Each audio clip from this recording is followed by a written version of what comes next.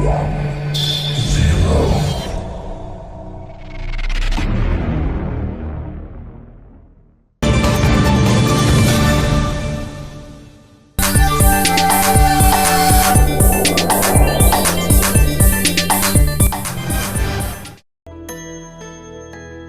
మల్లికార్జున స్వామి కామాక్షితాయి దేవస్థానము జొన్నవాడ క్షేత్రము బుచ్చిరెడ్డిపాలెం మండలం నెల్లూరు జిల్లా ఆషాఢ మాసం సారే సమర్పణ ఆహ్వానము జూలై 31వ తేదీ నుండి ఆగస్టు 3వ తేదీ వరకు రాష్ట్ర దేవాదాయ శాఖ మాత్యులు గౌరవనీయులైన శ్రీ ఆనం రామనారాయణ రెడ్డి గారి సూచనలతో కోవూరు శాసనసభ్యురాలు శ్రీమతి వేమిరెడ్డి ప్రశాంతిరెడ్డి గారి ఆధ్వర్యంలో శ్రీ కామాక్షితాయి అమ్మవారికి సారే సమర్పించు కార్యక్రమంలో భక్తులు పాల్గొని సకల సౌభాగ్యములు అష్టైశ్వర్యములు వ్యాపారాభివృద్ధి ఆరోగ్య సమస్యలు దిష్టి దోషములు అన్ని తొలగి పాడి పంటలతో తులతూగుతూ ఉంటారని పురాణ వచనం ఆషాఢమాసం సారెను అమ్మవారికి సమర్పించి తిరిగి మీరు సమర్పించిన సారెను మీ వెంట తీసుకుని వెళ్లి మీ ఆడపడుచులకు ముత్తైదువులకు సారెను పంచుకొనవచ్చును. కావున భక్తులందరూ పాల్గొని శ్రీవార్ల ఆశీస్సులు పొందగలరని కోరుచున్నాము. చైర్మన్ మరియు ధర్మకర్తల మండలి ఇట్లు సహాయ కమిషనరు మరియు కార్యనిర్వహణాధికారి. విశాఖపట్నంలోని ప్రభుత్వ ఆస్తుల్ని గత ప్రభుత్వం 1941 కోట్లకు తాకట్టు పెట్టిందని శాసనసభలో ఏపీ సీఎం చంద్రబాబు నాయుడు తెలిపారు. విశాఖను రాజధాని చేస్తారని చెప్పిన జగన్ రెడ్డి ప్రభుత్వ ఆస్తుల్ని తాకట్టు పెట్టారని, మరో 40,000 కోట్ల విలువైన భూముల్ని జగన్ అండ్ కో కబ్జా చేసిందని చంద్రబాబు నాయుడు అంటున్నారు. ఇది విశాఖపట్నం వాసులు, అందుకే మొన్న కాల్చి వాత పెట్టారు విశాఖపట్నం వాసులందరూ. ఈ రోజు మీరు ఇక్కడ చూస్తే గవర్నమెంట్ పాలిటెక్నిక్ కాలేజ్ 24 ఎకరాలు 359 కోట్లకు తాకట్టు పెట్టారు.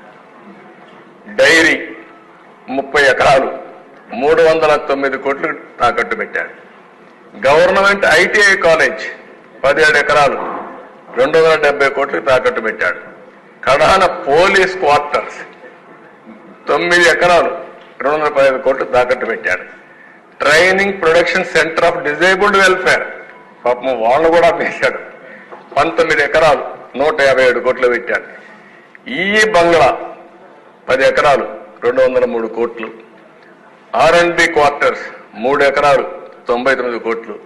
కడాన రైతు బజారు కూడా వదిలిపెట్ల 4 ఎకరాలు ఉంటే 90 కోట్లకు తాకట్టు పెట్టాడు. సర్క్యూట్ హౌస్ మనం ఉండే అప్పుడప్పుడు పోయి ఉంటారు, దాన్ని కూడా 3 ఎకరాలు 40 కోట్లు పెట్టాడు. పీడబ్ల్యూ ఆఫీస్ 4 ఎకరాలు 79 కోట్లు. కడాన సెరికల్చర్ 6 ఎకరాలు 47 కోట్లు. తహసీల్దార్ ఆఫీస్ సీతంధార 1 ఎకరా 34 కోట్లు. ఇంకా మిగిలినవన్నీ వీళ్ళు కబ్జా చేశారు, ఇవన్నీ తాకట్టు పెట్టారు. 1940 కోట్ల రూపాయలు విశాఖపట్నంలో ఆస్తులు తాకట్టు పెట్టారు. ఒక 40,000 కోట్ల ఆస్తుల్ని కబ్జా చేశారు. ఈ రెండు